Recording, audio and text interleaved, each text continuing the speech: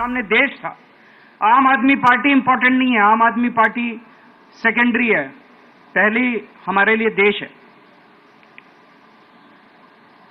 तो मैं दिल्ली के लोगों को कहना चाहता हूं, आज आपका बेटा दोबारा जेल जा रहा है, इसलिए नहीं कि मैंने कोई भ्रष्टाचार किया है,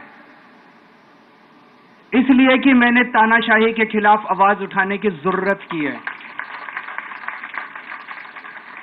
इस प्रचार के दौरान एक सबसे बढ़िया बात यह हुई कि सारे देश के सामने प्रधानमंत्री श्री नरेंद्र मोदी जी ने यह कबूल किया कि उनके पास मेरे खिलाफ रत्ती भर भी सबूत नहीं है। हम कहते थे ना, जब भी हमसे पूछा जाता था कि भाई ये कह रहे हैं 100 करोड़ रिश्वत ली, 100 करोड़ रिश्वत ली, वो 100 करोड़ कहां गया? 500 से ज्यादा जगह तुमने रेड मार ली, कहीं चवन्नी मिली हो, अठन्नी मिली हो, 1 रुपया मिला हो, कहीं हमने खर्च किया हो, कहीं कैश पड़ा हो, कहीं लॉकर में मिला हो, कहीं स्विस बैंक में मिला, कहीं चवन्नी नहीं मिली, तो पैसा कहां गया? तो एक टीवी चैनल के इंटरव्यू में उस टीवी वाले ने मोदी जी से पूछा कि प्रधानमंत्री जी, ये केजरीवाल चारों तरफ कहता घूम रहा है कि आपके पास उसके खिलाफ कोई सबूत नहीं है, आपके पास उसके खिलाफ कोई रिकवरी नहीं है, फिर आपने उसको गिरफ्तार कैसे कर रखा है? पता है प्रधानमंत्री जी ने क्या कहा? प्रधानमंत्री जी कहते हैं, मैं मानता हूं कि केजरीवाल के खिलाफ कोई सबूत नहीं है, मैं मानता हूं कि केजरीवाल के खिलाफ कोई रिकवरी नहीं है, क्योंकि केजरीवाल अनुभवी चोर है। चलो मान लिया मैं अनुभवी चोर हूं, तुम्हारे पास सबूत तो नहीं है, तुम्हारे पास रिकवरी तो नहीं है, तो यूं ही डाल दिया मेरे को जेल में, बिना सबूत के डाल दिया मेरे को जेल में, बिना रिकवरी के डाल दिया जेल में। देश के इतिहास में 75 साल में सबसे ज्यादा बहुमत से आई हुई सरकार है। एक बार 70 में से 67 सीट, दूसरी बार 70 में से 62 सीट, 55% से ज्यादा वोट शेयर। इतने भारी बहुमत वाली सरकार के मुख्यमंत्री को आपने बिना सबूत के जेल में डाल दिया। यही तो तानाशाही है कि जिसका मन करेगा मैं उसी को जेल में डाल दूंगा, जिसका मन करेगा उसी को जेल में डाल दूंगा। और पूरे देश को मैसेज दे दिया कि अगर मैंने केजरीवाल को फर्जी केस में जेल में डाल दिया तो तुम्हारी तो औकात ही क्या है, किसी को भी पकड़ के जेल में डाल दूंगा। इसी तानाशाही के खिलाफ लड़ रहा हूं मैं, और इस किस्म की तानाशाही अपने देश को बर्दाश्त नहीं है। भगत सिंह ने कहा था ना कि जब सत्ता तानाशाही हो जाए तो जेल जिम्मेदारी बन जाती है, सबकी जिम्मेदारी है जेल में जाना, इसके खिलाफ आवाज उठाना। भगत सिंह के चेले हैं। भगत सिंह देश को बचाने के लिए, देश को आजाद कराने के लिए जेल गए थे। भगत सिंह देश को आजाद कराने के लिए फांसी पे चढ़े थे। हम देश को बचाने के लिए जेल जा रहे हैं। इस बार जब जा रहा हूं, मुझे नहीं पता अब मैं कब वापस आऊंगा, मुझे नहीं पता ये क्या करेंगे मेरे साथ जेल में, लेकिन मुझे कोई परवाह नहीं है, जो मर्जी करें। अगर भगत सिंह फांसी पे चढ़ गए, मैं भी फांसी पे चढ़ने के लिए तैयार हूं। मेरे शरीर का एक एक कतरा इस देश के लिए है, मेरे शरीर के खून की एक एक बूंद इस देश के लिए है, मेरे जीवन का एक एक पल देश के लिए है।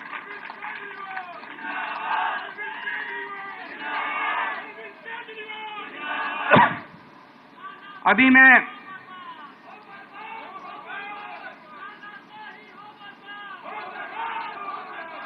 अभी राजघाट गया था सभी साथियों के साथ। महात्मा गांधी की समाधि पे हम लोगों ने श्रद्धांजलि दी। गांधी जी ने इस हमारे देश से तानाशाही का अंत किया था, वो हमारे लिए प्रेरणा स्रोत हैं। उसके बाद हम कनॉट प्लेस गए, हनुमान मंदिर, वहां पे हमने हनुमान जी के मंदिर में जाके हनुमान जी का आशीर्वाद लिया। 4 तारीख को भी मंगलवार है, भली करेंगे बजरंगबली। करेंगे कि नहीं करेंगे? बोल बजरंग बली की। इनका नाश करेंगे, तानाशाहों का नाश करेंगे।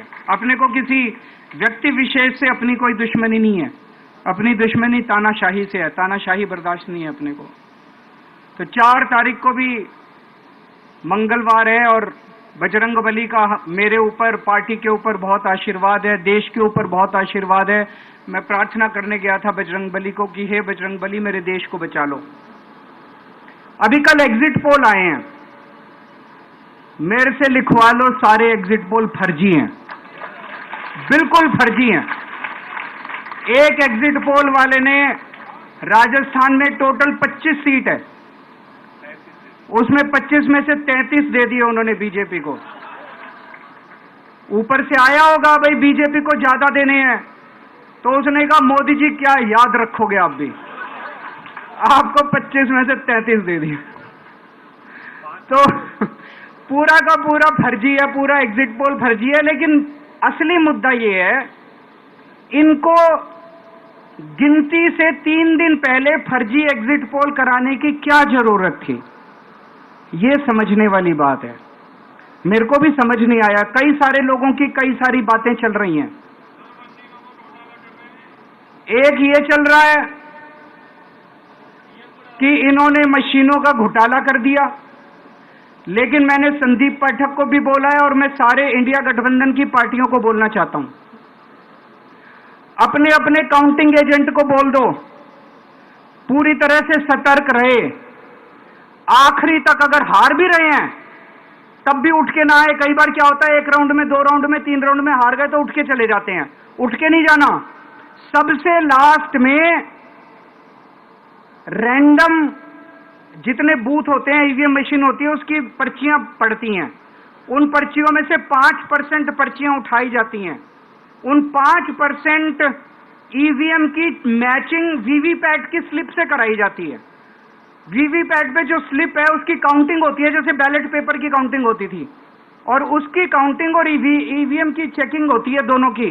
एक भी मशीन अगर मैच ना करे तो वहां चुनाव रद्द कर दिया जाता है। तो अगर आपने ये चेकिंग कर ली वहां पे, तो इसका मतलब फिर ईवीएम का घोटाला हम बचा सकते हैं। फिर ईवीएम के घोटाला अगर कर रखा इन्होंने तो हम उसको एक्सपोज कर सकते हैं।